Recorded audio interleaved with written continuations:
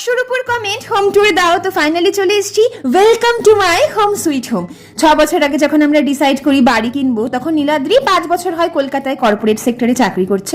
আমি ওকে বললাম, তুমি একটু কষ্ট করে একটা বাড়ি কেনো, ওটাকে ঘর করার দায়িত্ব আমার। আমার বয়স তখন 23, 18 বছর ধরে টিউশন পড়াই, তাই আমার সেভিংসও নেহাত খারাপ ছিল না। সেইটা দিয়ে আমি এই ঘরটার ইন্টেরিয়ার করেছি। তোমাদের ঘরটা যেমনই লাগুক, আমার কাছে এটা ভীষণ প্রিশিয়াস, কারণ পুরো কষ্টের টাকা দিয়ে করা, জানো তো।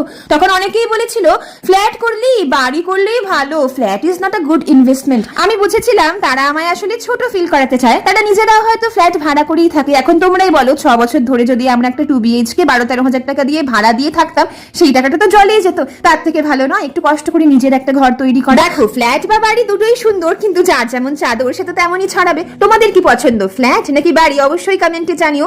আমার কাছে তো বাবা এটা স্বর্গ, কারণ কষ্টের টাকায় বানানো আর নিজের একটা ঘর আছে, এটা ভেবে ভীষণ মানসিক শান্তি পাই। কেমন লাগলো জানিও।